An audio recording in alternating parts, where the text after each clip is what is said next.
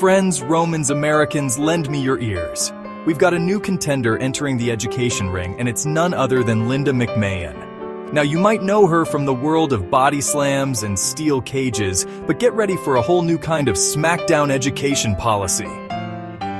Linda McMahon's journey to potential education secretary is about as straightforward as a WWE Royal Rumble. She's best known as the former CEO of World Wrestling Entertainment, a company she built with her husband, Vince McMahon. Now, running a global entertainment empire is no easy feat. It takes business acumen, marketing genius, and a high tolerance for over-the-top drama. But can those skills translate to the classroom? That's the million-dollar question, folks. Critics are already questioning her lack of experience in traditional education roles. They point out that she's never taught a class, run a school district, or crafted education policy. Her supporters, however, argue that her business experience is exactly what the education department needs. They say she's a proven leader who can shake things up and bring fresh ideas to a system often bogged down in bureaucracy. Well, one thing's for sure.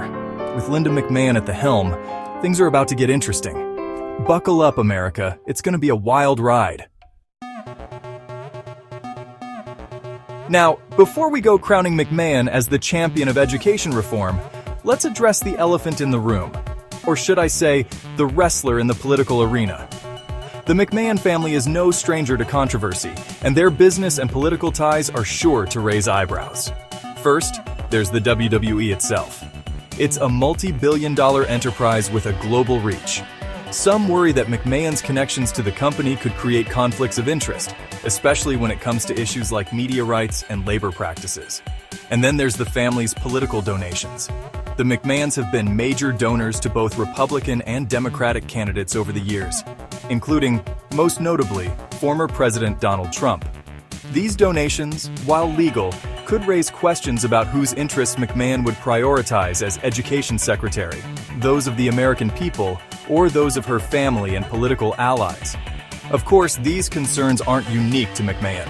Many political appointees come from wealthy backgrounds and have made political donations. But given the McMahon family's high profile and the nature of their business, these potential conflicts of interest are likely to be scrutinized closely. So, what does Linda McMahon actually believe when it comes to education?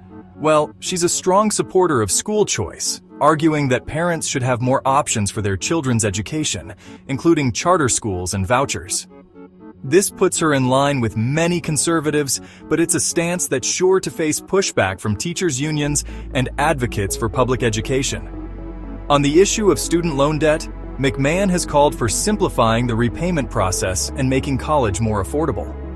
However, she hasn't yet released detailed plans on how she would address these complex issues. When it comes to the federal government's role in education, McMahon believes in a more limited approach.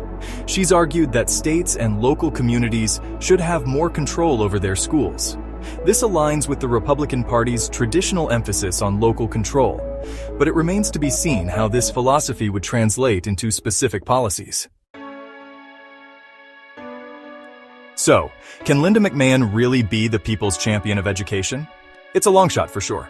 Her lack of traditional experience and her family's business and political ties will continue to raise concerns. However, McMahon's supporters argue that her outsider status and business acumen could be assets. They believe she can bring a fresh perspective and a results-oriented approach to the education department. Plus, her previous experience as administrator of the Small Business Administration under President Trump gives her a level of government experience that many other unconventional nominees lack. This experience, coupled with her focus on workforce development, could potentially garner bipartisan support for her nomination. Ultimately, only time will tell if Linda McMahon can win over her critics and make a real difference in the lives of American students. But one thing's for certain, with her at the helm, the education department is in for a wild ride. And who knows?